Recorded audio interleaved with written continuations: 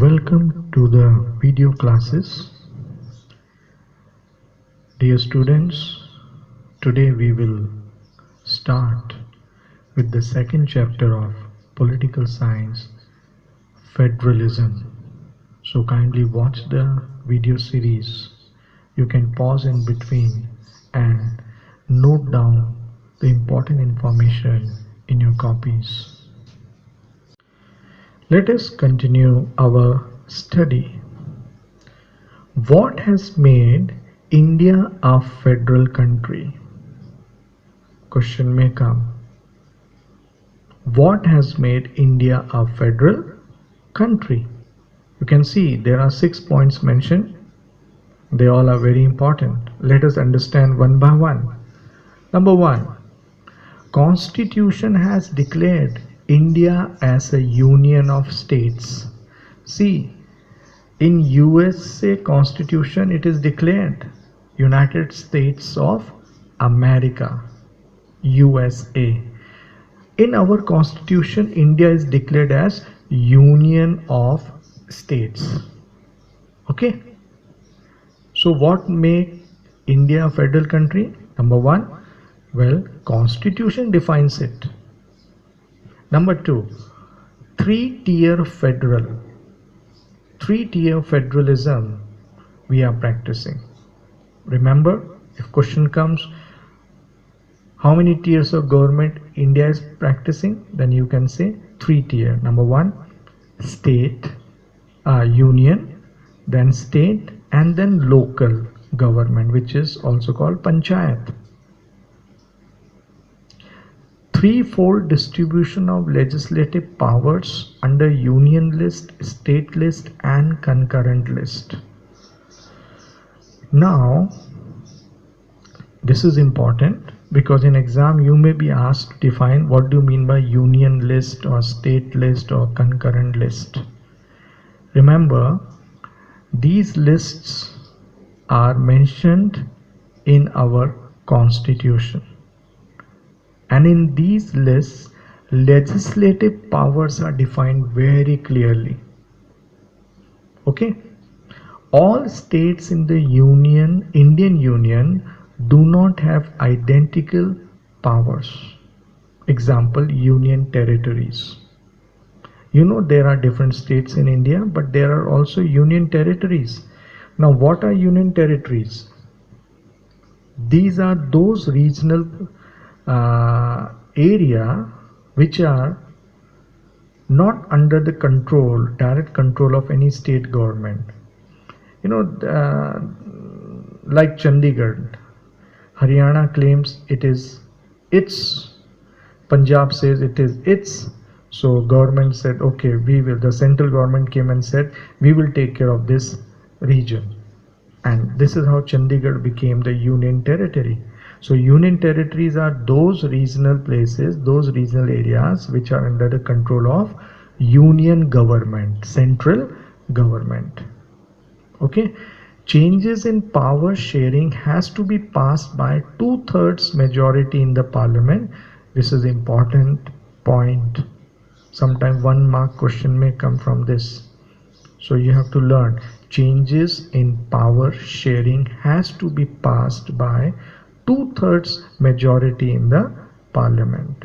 So any changing which we want to bring in legislative powers which are defined in the Constitution, the powers which is of union government or state government or local government, if any changes we want to do there, then it has to be passed by 2/3 majority in parliament. In case of any dispute regarding division of power, the Supreme Court will take decision. As I told you earlier also, if any dispute arises between the different levels of government, then the Supreme Court will take the final decision.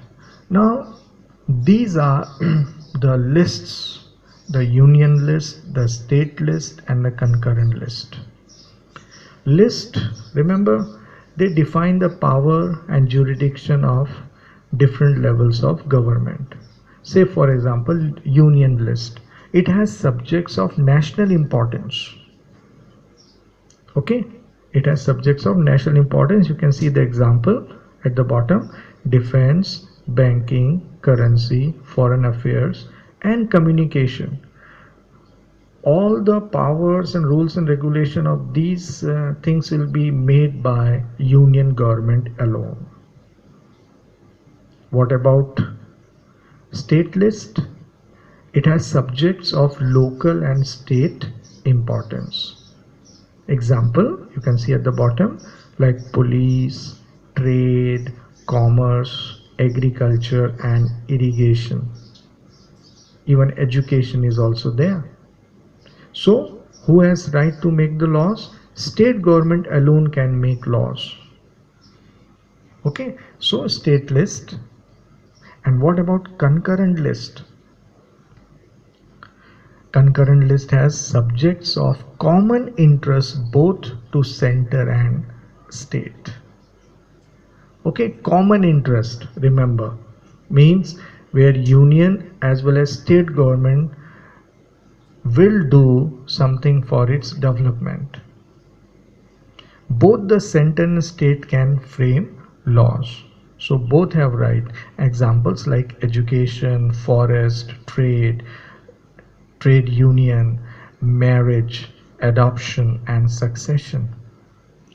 So concurrent list, both center and the state can frame the laws.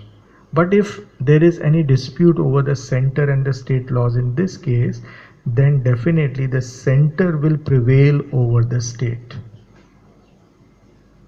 Okay.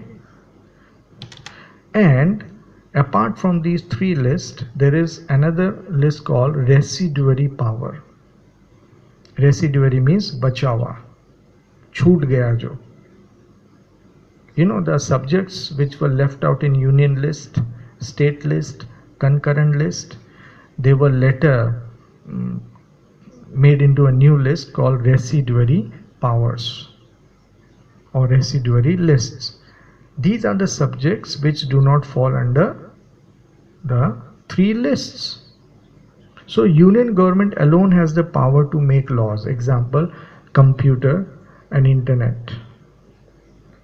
You know, when the laws were made long time back, there were no computers, no internet. So laws regarding to that one never came into the mind of those people. But now computer and internet and social media and all these things are there. So who will going to make the laws about them?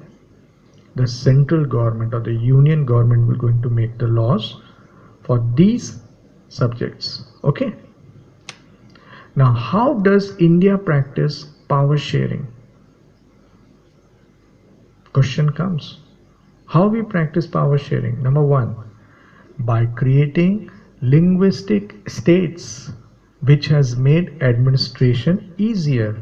New states have been created since 1947. Linguistic states means भाषा आधारित राज्यों का निर्माण करना. You know, whenever you think about Gujarat, you always think about Gujarati. Whenever you think about Maharashtra, you always think about Marathi. Whenever you think about Rajasthan, you always think about Marwadi or Rajasthani people. So, in the beginning, the states were made according to the language. Okay, then later on for administrative purpose also states were made. No language has been given the status of national language by the constitution. You know, there is no national language. Some people call it Hindi is the national language. No, Hindi is not the national language. No one language has been given the status of national language by the constitution. Okay, apart from Hindi, there are other languages also which Constitution of India recognizes as important language. Restructuring of power sharing between center and state, rise of regional political parties and coalition government has led a new culture of power sharing. Now, restructuring of power sharing between center and state. This is the recent feature. For last 20 years we are seeing lot of changes in political parties. Now different political parties, they are coming in alliance, they are coming in coalition, joining hand in hand and forming the government. Otherwise earlier it was single party which was forming this national government, which were forming different states government. Okay, but now we see in our politics that there are big alliances, different parties coming together to form the government. Threefold distribution of legislative powers. We know that threefold distribution of legislative power means powers are defined. Legislative powers of union government, state government and local governments are clearly defined. So this is how India practices power sharing.